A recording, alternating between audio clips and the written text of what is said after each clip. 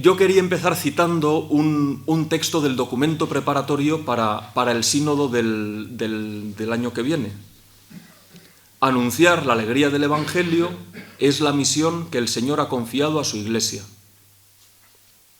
Bueno, hasta aquí a todos nos suena el eco del Evangelii Gaudium, que pasa por ser con razón el documento programático del Papa. Y un poquitín más adelante, después de hablar cómo ese anunciar la alegría del Evangelio ha estado en la raíz y en la base de los dos sínodos sobre la familia, continúa el documento.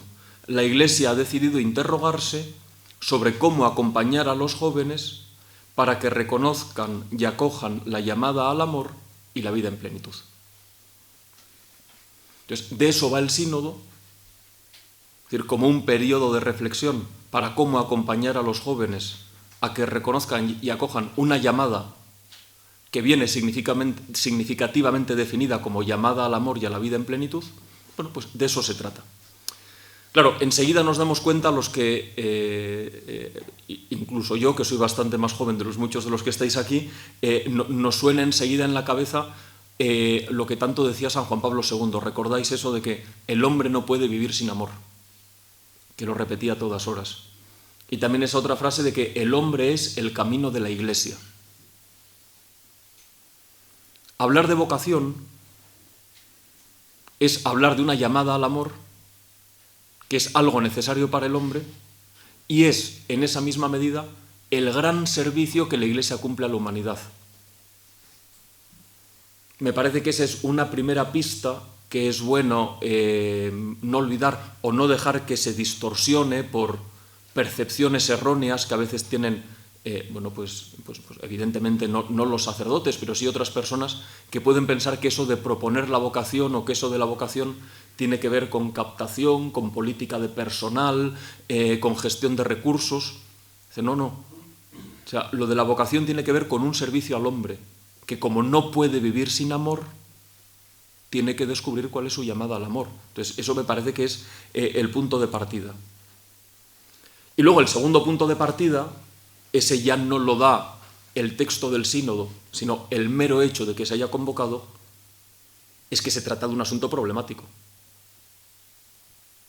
O sea, normalmente el Papa convoca sínodos para reflexionar sobre aspectos o cuestiones de la vida de la Iglesia que por algún motivo se han convertido en problemáticos, en el que parece que falta luz para saber cómo sacarlo adelante con fruto.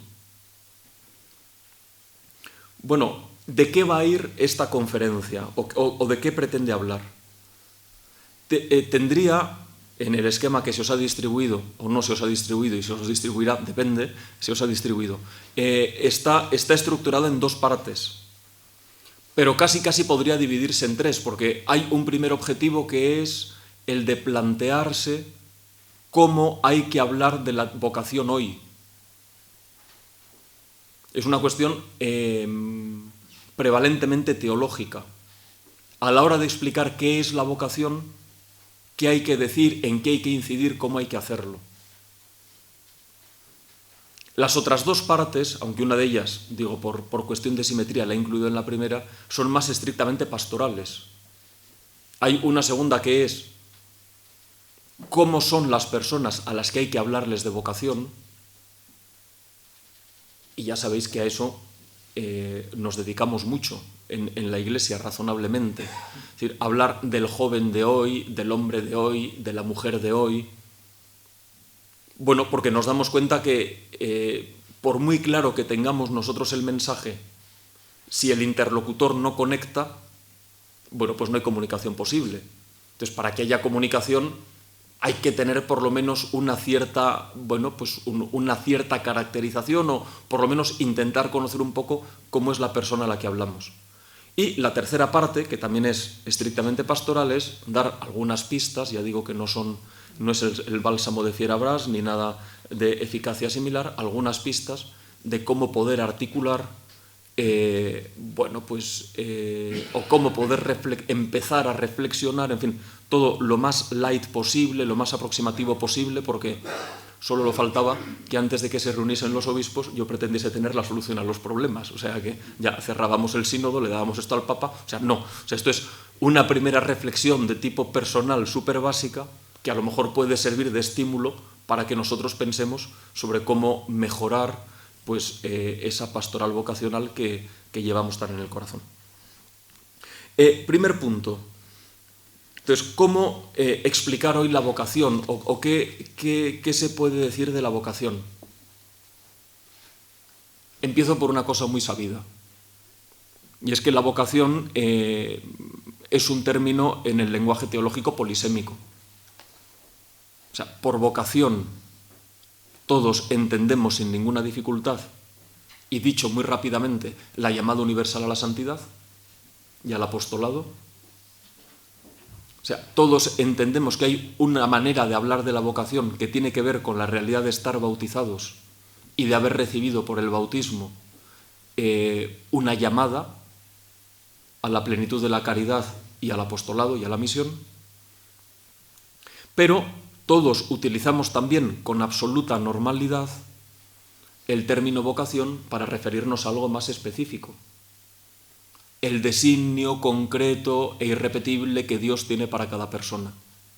Y que cada persona en un momento determinado de su vida, si abre su corazón y su inteligencia a la fe y es ayudado por alguien, a veces no es ayudado por alguien, directamente por su propio camino, llega a descubrir. Y que ese descubrimiento le sitúa a esa persona de un modo determinado ante Dios y ante la Iglesia, sobre todo ante la Iglesia. Y por supuesto ante sí mismo, porque le configura, le da una identidad propia de la cual ya no puede desprenderse.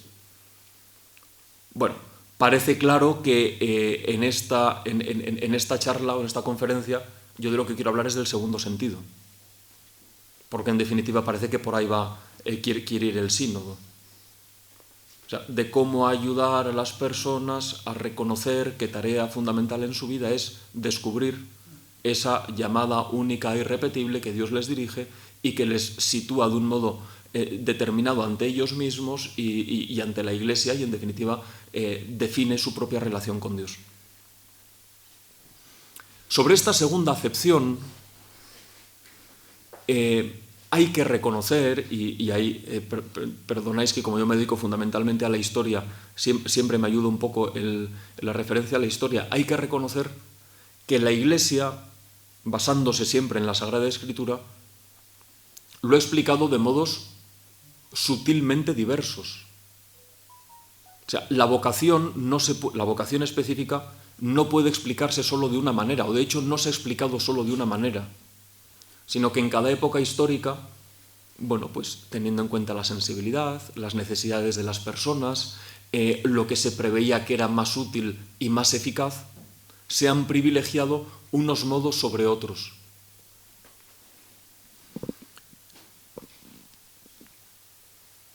Querría ahora leeros un texto de la Pastores da Bovis, en el número 37. Muchos probablemente en cuanto lo empiece a leer lo recordáis. Dice, muchos tienen una idea de Dios tan genérica y confusa que deriva en formas de religiosidad sin Dios, en las cuales, a partir de aquí empieza a ser interesante para nuestro discurso, en las cuales la voluntad de Dios se concibe como un destino inmutable e inevitable al que el hombre debe simplemente adaptarse y resignarse con total pasividad. A veces, de modo coloquial, la vocación se ha presentado así. Cuando uno se apoya únicamente en un dato completamente cierto, y es la elección antes de la consumación, antes de la creación del mundo, tal y como explica San Pablo. Pero uno se basa en eso, no termina de entender, porque, en fin, esto nos llevaría muy lejos, desde la modernidad, sobre todo desde Lutero, el tema de la predestinación, de la unión tiempo-eternidad, se entiende muy mal. No termina de entender eso, y ¿qué es lo que acaba presentando? La vocación como una especie de traje que Dios ya te ha hecho, y que hay de ti como lo descubras y no lo sigas. Continúa Juan Pablo II, después de decir, dice, pero no ese es el rostro de Dios que Jesucristo ha venido a revelarnos. Dice, en efecto, Dios es el Padre que con amor eterno y precedente llama al hombre y lo sitúa en un maravilloso y permanente diálogo con Él, invitándolo a compartir su misma vida divina como hijo. Es cierto que con una visión equivocada de Dios, y nosotros podríamos añadir, y de la vocación, de qué es la vocación, el hombre no puede reconocer ni siquiera la verdad sobre sí mismo, de tal forma que la vocación no puede ni ser percibida ni vivida en su valor auténtico. Puede ser sentida solamente como un peso impuesto e insoportable. O sea, me parece que aquí tenemos como la primera cuestión que en la medida que la cuestión vocacional y el sínodo nos afecta a todos, cada uno tiene que plantearse. Siempre es más fácil decir lo que no hay que hacer que lo que hay que hacer. ¿Qué no hay que hacer? Presentar la vocación de tal manera que sea sentida únicamente como un peso impuesto e insoportable. Si eso ocurre así, sencillamente no funciona. Quizá funcione en otros momentos de la historia, pero en la sensibilidad actual no funciona. Entonces, en positivo, ¿cómo hay que presentarlo? Pues me parece que se puede hablar de 3 características importantes o 3 elementos a tener en cuenta. Uno de ellos lo voy a dejar de pasada, pero los otros 2 sí que me voy a detener un pelín. El primero es que hay que presentarlo como diálogo, en la línea de cómo el Concilio Vaticano II presenta la revelación y en general la historia de Dios con los hombres.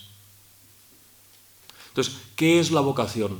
De nuevo, San Juan Pablo II en la Pastores Dabo Vobis, un diálogo inefable entre el designio de Dios y la libertad del hombre. O si queréis, de un modo menos imperfecto, un modo más imperfecto, pero más gráfico, también para la sensibilidad actual, un encuentro entre 2 libertades.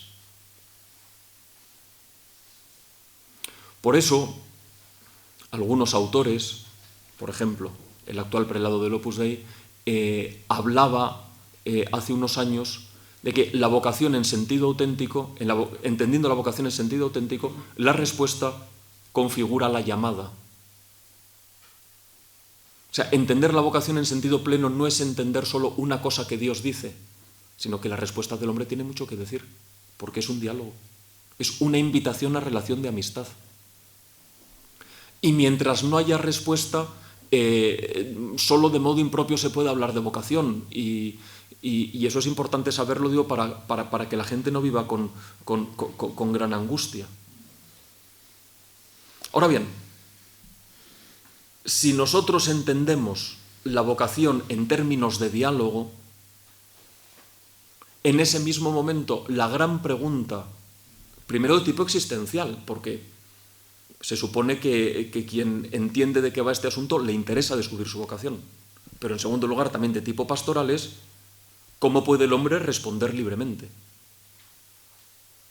O sea, ¿cómo puede darse esa respuesta libre para que la llamada se configure y efectivamente podamos empezar a hablar de una persona que ha descubierto su vocación, que está empezando a seguir su vocación, que empieza a entenderse en relación con lo que Dios le propone? Bueno, claro, para responder a esta pregunta, ¿cómo puede el hombre responder libremente? Habría que entrar en un discurso, agotador, no, interesante, sobre la cuestión de la libertad. Pero 3 pinceladas, porque yo estoy dispuesto a acabar y además estoy dispuesto a acabar en hora. Primero, hombre, para que se pueda hablar de un diálogo de libertad, parece lógico pensar que hace falta un clima de libertad. En ese sentido, un planteamiento de la vocación que no rechace en sus mismos términos iniciales cualquier asomo de presión está condenado al fracaso. Sabiendo que puede haber muchos tipos de presión y sabiendo también que probablemente, aunque nosotros no podemos estar en la mente de Dios, el carácter no evidente de la propia vocación es uno de los resortes que Dios utiliza, para dejarnos libertad. O sea, que Dios siempre deja a cada hombre el margen de duda suficiente para que elegantemente pueda decir que no si quiere. Pues una vocación entendida como diálogo y diálogo sobre una cuestión de amor solo puede darse en terreno de libertad. En segundo lugar, hay que entender que una vez garantizada esa ausencia de coacción externa o interna, aunque de coacciones internas el que sabe, pues en fin, es el siguiente ponente, aunque no creo que hable de ello, o sí, no lo sé, pero también puede haber coacciones internas. Una vez garantizado esto, claro, la libertad, como sabéis, se puede decir que se mueve en torno a dos funciones principales. Una es la llamada capacidad de autodeterminación. O sea, la libertad es lo que permite al hombre determinarse, digo, para hacer algo, para elegir, no solo entre cosas banales, sino también entre cosas importantes. Y para eso hace falta poseerse, es decir, para eso hace falta un cierto dominio de sí. Pero fijaos, dicen algunos filósofos, así, y moralistas sesudos, hay un tipo de libertad que, si uno observa las cosas atentamente, es la única que hace feliz al hombre y, por lo tanto, la única que cumple con la finalidad propia de la libertad, que es lo que, ya cada uno lo llama como quiere, algunos lo llaman la libertad de adhesión. ¿Qué es lo que quiere decir? Que hay un resorte de la libertad que le lleva a adherirse a algo que considera que es un bien, aunque para ello tenga que renunciar a otras cosas. Y dicen esos filósofos, ese mecanismo de la libertad solo lo pone en juego el amor. O sea, la experiencia amorosa auténtica, en definitiva, es eso. Un profundo movimiento del hombre para adherirse a algo, a alguien, sin que le importe, para adherirse a algo, dejar los demás. Es más, se siente agraciado. Hablar, luego volveremos a esto, si me acuerdo. Hablar de que la vocación es un diálogo significa potenciar en todas las personas una comprensión de su propia libertad como una capacidad de adherirse a algo que vale la pena y a sentirse agraciado. ¿Por qué? Porque mientras esto no se pone en juego, lo que uno tiene psicológicamente la impresión es de que le ha tocado la china, hombre. De que yo, que estaba tan feliz y quería casarme y quería hacer no sé qué, y ahora resulta que me piden ser cura.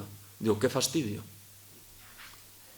Y entonces uno va siempre con un palito en la rueda, dice, porque en el mejor de los casos, y después de ser muy sobrenatural, consigue sentirse a sí mismo y percibirse a sí mismo como un mártir en vida. Dice, porque le dije que sí al Señor a pesar de lo que me cuesta. Así, no sé yo si hay manera de que esto funcione, ¿no?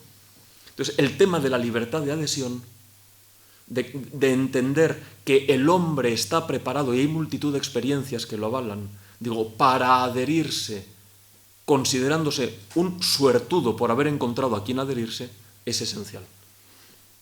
Bien, el segundo punto, o sea, primero explicarlo como un diálogo y, por lo tanto, ser capaz de manejarse en todo lo que tiene que ver con la libertad del hombre. El segundo punto es la eclesialidad. O sea, las vocaciones específicas surgen en la Iglesia y surgen para la Iglesia.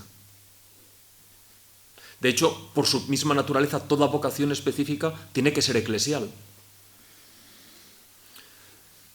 Bueno, eso pastoralmente tiene muchas consecuencias, pero yo ahora quería simplemente, al señalar esto, porque esto sí que era lo que quería pasar rápido, quiere decir que las vocaciones difícilmente surgen donde uno no considera a la Iglesia como su patria espiritual.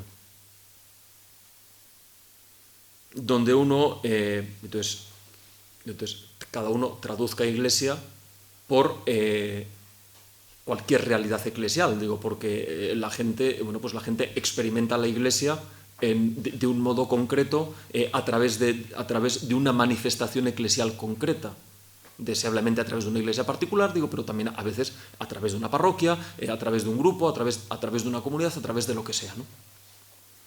Pero si no hay sentimiento de que la Iglesia es una patria espiritual, es un lugar donde uno está a gusto, difícilmente el diálogo vocacional llega a buen puerto. Y la tercera característica es la historicidad. Como el hombre es histórico, lo que tiene que ver con la vocación también es histórico. ¿Eso qué quiere decir? Bueno, una cosa que en fin, no es que a uno le salga humo para decirlo. Que, primera manifestación de historicidad, la vocación irrumpe en una vida que ya se está viviendo. O sea, la vocación peculiar fenomenológicamente aparece como una irrupción, y como una irrupción que porta una novedad de sentido. Yo estaba haciendo una cosa y de repente experimento que se me exige otra. Yo iba por un camino y de repente descubro una luz que le da a ese camino una tonalidad diversa. Le hace descubrir unos acentos que yo antes no percibía. Pero ese momento casi se puede decir que se puede datar. O sea, que se le puede poner fecha y hora. A veces no es una fecha exacta, son unos años, son unos meses. Pero la vocación, en primer lugar, se descubre. Hasta ahí me parece que todo el mundo lo entiende muy bien. Segunda manifestación de la historicidad. Porque el hombre es histórico, la vocación descubierta necesita asentarse. O sea, la condición histórica del hombre postula, exige un tiempo de maduración, que es esencial para verificar uno mismo, en primer lugar, si ese descubrimiento es auténtico o es falso. Si es un engaño o una ilusión, o puede ser realmente una llamada de Dios. La vocación para asentarse en el corazón y en la vida de una persona y para empezar a dar los frutos propios de esa vocación requiere tiempo. Y por eso cualquier vocación específica tiene previsto, o sea, las instituciones que la reciben tienen previsto un itinerario de maduración, un proceso de incorporación, etcétera, etcétera. Bueno, los que estéis aquí más dedicados directamente a la formación sacerdotal, pues imagino que ahora estaréis quebrándoos los sesos con el famoso propedéutico ¿y qué es eso del propedéutico de la nueva ratio? Bueno, pues una manera, bueno, la que parece que se ha encontrado en este momento, o la que se propone en este momento, para salir al frente de la necesidad que cualquier vocación tiene de madurar, de asentarse, porque no basta descubrirla, la vocación tiene que madurar. Y, en tercer lugar, manifestación de la historicidad, es que la vocación está llamada a prolongarse en el tiempo y que en la historia del hombre, a ver, yo cómo explico esto sin ser muy inexacto, pero bueno, yo creo que lo vais a entender muy bien. En la historia del hombre no todos los minutos valen lo mismo. El hombre que es histórico tiene capacidad para dar distinta densidad a momentos de su historia. Eso es lo que quiere decir que el hombre tiene palabra. Y por eso, una vocación madura, es decir, maduramente recibida, es una vocación que en un momento concreto, hay un momento concreto de absoluta densidad que convierte esa opción en irrevocable. Eso aparece con absoluta claridad en el momento de la ordenación sacerdotal. Y eso quiere decir que la lógica de la vocación es necesariamente la lógica de la fidelidad. Hay una discusión, no sé yo si un poco nominalista, pero en la medida en que lo de cambiar de los nombres puede servir, en el diccionario de espiritualité, tan famoso de los franceses, entre si después del Concilio Vaticano II hay que hablar de fidelidad a la vocación o de perseverancia en la vocación. Y entonces, en fin, es lo típico de los académicos, ¿verdad?, discutir por estas cosas. Dicen, no, ya perseverancia no, ahora fidelidad. ¿Por qué? Porque perseverancia parece evocar simplemente apretar los puños y aguantar en una posición aunque no me guste. Mientras que fidelidad significa crecer en el amor y estar continuamente con los oídos abiertos a las sucesivas llamadas de Dios, que como es fiel y no puede negarse a sí mismo, nunca negará lo anterior, sino que lo completará y lo complementará. Bien, en la medida que se entienda así, parece que es más bonito decir que fidelidad que perseverancia, pero vamos, no creo que la gente cuando habla de perseverancia lo entienda solo como apretar los puños. En cualquier caso, lo que a mí me interesa es que la historicidad del hombre exige plantear el diálogo de vocación o plantear la vocación como algo que está llamado a desarrollarse en fidelidad. Y esto, como veremos, tiene consecuencias para la pastoral. Bien, hasta aquí la primera parte, que es la pretendidamente teológica, aunque no sé yo si ha dado para tanto como para llamarlo teológico, pero vamos, unas pistas para enfocar la cuestión de un modo, ya digo, probablemente más adecuado después del Concilio Vaticano II y la sensibilidad actual. Segundo punto, el Evangelio de la vocación en el contexto actual, que es la famosa pregunta sobre los jóvenes de hoy, sobre el destinatario. Sabéis que el documento preparatorio habla bastante, da mucha importancia al tema de la relación de los jóvenes actuales con las redes sociales. Bueno, da una serie de características. Yo, por no repetirme, quería ir por otro lado y empezar por una cosa que solo parcialmente es una provocación, y es afirmar que si uno va al fondo de la cuestión, el joven de hoy es reconducible al joven de siempre. Bueno, me parece que esto es una provocación, sería una provocación en un contexto donde no se supiese filosofía y teología, pero aquí se sabe. Entonces, claro que hay una naturaleza humana, claro que hay un sustrato que es permanente y que puede explicarse desde la metafísica, desde la fenomenología, desde donde se quiera. El Concilio Vaticano II, como sabéis, afronta esto del hombre de siempre a través de los interrogantes que todo hombre se hace, que es como una manera muy light, pero como muy empática de entrar en el tema. O sea, en la medida que todo hombre se pregunta por el sentido de su vida, todo hombre se pregunta por la muerte, por el sentido del sufrimiento, etcétera, etcétera, bueno, en esa medida, en la medida en que todo hombre desea amar. Claro, esta afirmación, el joven de hoy es el joven de siempre, parece, y esa es, por así decirlo, la problematicidad con la que quiere enfrentarse el sínodo, y con la que, sin necesidad de ser invitados al sínodo, probablemente nos enfrentamos cada uno de nosotros en nuestras parroquias todos los días, es que el joven de hoy no parece en absoluto el joven de siempre. En la medida en que, como decía un cantante de la movida madrileña, digo, por aquello de hacer patria chica, o sea, las chicas ya no quieren ser princesas. Y ya, pues la gran dificultad es que toda esa serie de interrogantes que definen al hombre según el Concilio Vaticano II, pues son interrogantes que muchos lo que prefieren es no hacérselo. O sea, hay una opción intelectual por no preguntarse cosas serias. Claro, si estás así, hay un cortocircuito. Hay varios autores que describen la situación esta de la sociedad actual en la que el hombre no quiere preguntarse cosas, que a mí me hace cierta gracia, sobre todo porque el presidente Zapatero decía que era uno de sus grandes mentores intelectuales. Yo me leí su libro y no sé yo qué tiene que ver con Zapatero, pero en fin. Entonces, el libro es este, de la ligereza de un tal Lipovetsky. Bueno, el libro, ya advierto, si alguien, no lo estoy recomendando, o si lo recomiendo es con la cautela de que se enrolla como una persiana. Quiero decir, o sea, que viene y vuelve y vuelve. Ahora, ¿por qué es muy interesante? Porque como otros actuales, ¿no? Como puede ser Bauman o puede ser Hahn, son personas que describen muy bien, o sea, uno lee cómo describe la situación y uno dice, esto lo veo yo todos los días en muchas personas, o incluso hay cosas que si me descuido empiezo a verlas en mí mismo.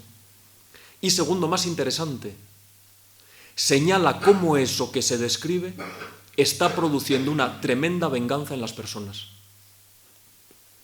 Todo el libro de Lipovetsky es explicar cómo el deseo de una vida ligera, es decir, de una vida sin preocupaciones, de una vida sin grandes pensamientos, acabe vengándose de los que buscan esos, introduciéndoles en una vida tremendamente pesada, de la que verdaderamente no pueden salir, y que cuanto más se busca la ligereza, más pesada se vuelve la vida. Claro, la pena de Lipovetsky es que para resolver esto no se le ocurre nada mejor que acudir a la filosofía de Nietzsche, que está más pasada que la polca. Pero ¿por qué hace eso? Porque cuando él habla del cristianismo, dice que el cristianismo es una cosa premoderna. O sea, ni se plantea la posibilidad de que el cristiano tenga algo que decir. A no ser, dice Lipovetsky, que el cristianismo esté dispuesto a convertirse en un nuevo producto ligero. Según Lipovetsky, la gran posibilidad que tiene ahora mismo el cristianismo es presentarse de un modo atractivo a la gente que ¿qué es lo que busca? Estar bien. Como uno necesita estar también espiritualmente bien, ¿qué es lo que necesita? Un cristianismo que le tranquilice. Un cristianismo que le diga que todo está bien. De tal manera que el cristiano, ¿qué es en último término? Un consumidor.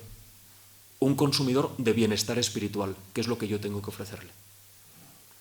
Claro, tercer punto. Ya el pastoral. Claro, si yo quiero hacer una pastoral vocacional o una pastoral vocacional para sacerdotal, para el sacerdocio, enseguida me doy cuenta que asumir como hipótesis el cristianismo ligero, o sea, un cristianismo de consumidores para estar espiritualmente bien, es muy problemático. ¿Por qué? Porque la única manera de conseguir que un cristiano ligero se proponga una vocación es ofrecerle una vocación ligera. Pero es que el sacerdocio, al menos a día de hoy, de ligero tiene poco. Entre otras cosas porque en la Iglesia latina exige el carisma de celibato. Pero exige también la disponibilidad a los deseos del obispo. Pero no exige, pero de hecho conlleva en muchas ocasiones vida en soledad. Si uno cae mínimamente en la hipótesis, por no llamar la tentación, del cristianismo ligero y se plantea la cuestión vocacional, ¿qué es lo que empieza? ¿Por dónde empieza su pastoral vocacional? Por repensar las vocaciones. Entonces, ¿qué hay que hacer para que haya sacerdotes? Repensemos el sacerdocio. ¿Por qué? Porque el cristiano ligero no puede asumir este sacerdocio pesado. Necesitamos un sacerdocio ligero.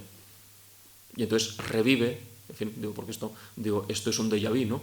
Revive el celibato opcional, revive el sacerdocio ad tempus, o sea, reviven muchas cosas. ¿Por qué? Porque la ecuación cristiano ligero, vocación pesada no funciona. La tesis de esta conferencia es la contraria, claro.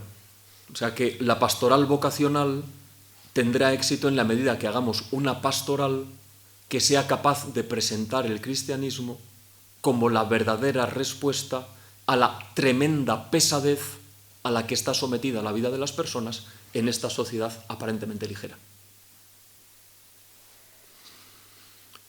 ¿Cómo se puede hacer una pastoral de este tipo? Y me quedan 7 minutos para decirlo. En primer lugar, teniendo claro el punto de llegada. Parece una verdad de perogrullo y probablemente lo es. Pero el objetivo de una pastoral vocacional no es que la gente se proponga la vocación. Tampoco es que lo descubra, tampoco es que la inicie. El objetivo de la pastoral vocacional es que una persona pueda asumir para toda la vida la vocación que ha recibido como un camino de felicidad. O sea, cualquier otra cosa es quedarse corto. Porque suscitar un entusiasmo pasajero de unos días para que alguien deshoje la margarita de si quiere ser cura o no, bueno, pues técnicas espirituales tenemos. Incluso para que las personas se decidan a entrar en el seminario después de un discernimiento inicial, puede darse. Pero yo creo que todos somos conscientes que la gran cuestión es la felicidad como sinónimo de fidelidad hasta el fin en la propia vocación. O sea, esa es la cuestión. Esa es la cuestión de la pastoral vocacional. Tener claro a dónde apuntamos. Porque si apuntamos a otra cosa, bueno, pues claro, los resultados serán muy decepcionantes. Sabiendo así el punto de llegada, ¿cuál es el punto de partida? Me parece que el punto de partida es muy socrático. O sea, el punto de partida es entender que la pastoral tiene una cierta dimensión mayéutica. El primer paso de la pastoral vocacional, y casi me atrevo a decir que eso es propio de la pastoral juvenil, es sacar del joven de hoy al joven de siempre. O sea, ahí es donde nos la jugamos. Porque o conseguimos hacer sintonizar con el designio de Dios, con la historia de Dios, con el Dios que ofrece una amistad y un camino de amor a unas personas que no quieren ser princesas ni quieren plantearse nada, o no habrá diálogo vocacional posible. Por eso, primer punto de la pastoral vocacional, o sea, punto de partida, ayudar a las personas a pensar, a querer, a soñar. En definitiva, ayudar a despertarles. Y atención, digo, porque en este tema, del despertar a los jóvenes, es evidente que a muchos jóvenes les despierta la vida. Y de hecho, hoy en día creo que no es infrecuente, por lo menos en Madrid no es infrecuente, que entren en el seminario personas después de historias de sufrimiento grandes. Y que esas historias de sufrimiento les han hecho tocar fondo, y al tocar fondo pues se han convertido, y espero que después de un poco de tiempo, porque si no es un follón, pues se han dado cuenta que Dios les llama para ser sacerdotes, y en cualquier caso, o sea, la vida les ha despertado. Hombre, ya, pero lo propio de la pastoral es hacer algo, ¿no? O sea, no esperar a que la vida despierte a la gente. O sea, la tarea del sacerdote o la tarea de los agentes de pastoral es cómo despertar a la gente que razonablemente y deseablemente tienen una vida buena. No basta esperar a que la gente despierte, hay que pensar cómo despertarles. Entonces, ¿cómo? ¿Cuáles serían los medios? Entonces, yo señalo 2 más 1. Primero, el ambiente. Eso lo decía muchísimo Benedicto XVI. O sea, hay que generar islas de paz, hay que generar ambientes donde los hombres puedan respirar el viento fresco del Evangelio, porque lo que normalmente respiran es otra cosa. Y eso tiene que ver con la esencial eclesialidad de la vocación y por lo tanto también de la pastoral. Y esos ambientes tienen que estar caracterizados, en primer lugar, por un genuino interés por ellos. Don Bosco lo explica muy bien en un sueño. O sea, el oratorio de San Juan Bosco empieza a funcionar mal cuando los superiores ya no juegan al fútbol con los chavales y se dedican a otra cosa. O sea, ¿por qué? Porque el primer punto de partida es interesarse con lo que a ellos les interesa, todo. Y, en segundo lugar, interesarles a ellos con lo que a ti te interesa. Los jesuitas, que son menos poéticos que San Juan Bosco, decían entrar con la suya para salirte con la tuya. Lo que pasa es que suena un poco excesivamente de estrategia, pero al final es lo mismo. En segundo lugar, presentar el Evangelio en términos de esperanza y no de exigencia. O sea, en general la gente tiene muchas experiencias de fracaso. Y entonces, si el Evangelio se presenta en términos de un listón inalcanzable o difícilmente alcanzable, es un rollazo. Si se presenta en términos de esperanza, como posibilidad asistida por la gracia de Dios, las cosas van mejor. Y tercer lugar, un clima de auténtica libertad, que sea percibido como tal. Porque aquí, en el tema de la libertad en la vocación, tan importante es la realidad como la percepción. Como una persona no perciba que está siendo libre en su proceso, se cerrará y no se dejará ayudar para progresar en otros caminos. Primer punto, por lo tanto, un ambiente. Segundo punto, el descubrimiento de la interioridad. O sea, en la medida que la vocación resuena y se descubre o se empieza a intuir en la propia interioridad, hay que enseñar al hombre a manejarse su propio interior. Yo estoy encantado de que no me quede tiempo porque iba a decir 3 cosas que cualquiera las dice delante de un psiquiatra, con lo cual, o sea, me callo y me lo salto, digo, pero evidentemente la propia interioridad tiene una serie de reglas, bueno, que hay que conocer para ayudar a las personas a que se hagan un mapa. Y, en segundo lugar, enseñar a escuchar a Dios. Entonces, claro, eso hace, enseñar a escuchar a Dios. Entonces, ¿eso qué es lo que hace? Que la pastoral vocacional tenga mucho que ver con el acompañamiento, pero con un acompañamiento que es fundamentalmente enseñar a hacer oración, nunca sustituir a la persona. Entonces, ¿qué es lo que hace el director espiritual, el acompañante? Enseñar a una persona el mapa de su interioridad para que pueda escuchar la voz de Dios y enseñarle cómo se escucha a Dios. Y luego queda como testigo. El más 1, o sea, son ambiente e interioridad. El más 1 es el discernimiento. Entonces, el discernimiento lo explica inicialmente el documento preparatorio, pues es una tarea bien bonita que corresponde en primer lugar a la persona En segundo lugar, al director espiritual, al acompañante, al párroco, es decir, a la persona que le acompaña. En tercer lugar, a la institución. ¿Cuál es el punto en común de los tres? El bien de la persona. Pero el discernimiento es necesario y es el gran servicio que hace la Iglesia, porque la Iglesia con su discernimiento saca de la pura subjetividad una cuestión que es sencillamente vital y permite a la persona caminar con serenidad. Concluyo sencillamente diciendo que una de las categorías fundamentales de este pontificado es la conversión pastoral. No sé si Javier o Juan José lo han mencionado en la introducción, uno de los dos lo ha hecho, pero yo no recuerdo quién. Entonces, conversión pastoral es lo que, han movido escribir esta especie de conferencia o de lo que sea, y me parece que es un poco lo que el Papa nos pide a cada uno de nosotros. Si esto ha servido para dar pistas o ha servido para, por lo menos, estimular el pensamiento, aunque solo sea en negativo, diciendo, este tío no ha dicho más que tonterías, pero yo ahora sí que voy a pensar en serio cómo hacerlo. Genial, lo hemos conseguido, de eso se trata. O sea, de efectivamente no dar por hecho que ya lo estamos haciendo todo, sino pensar, hombre, anda que no hay cosas que hacer y anda que no tenemos ahora un momento de gracia, puesto que el Papa nos lo pide. Amén.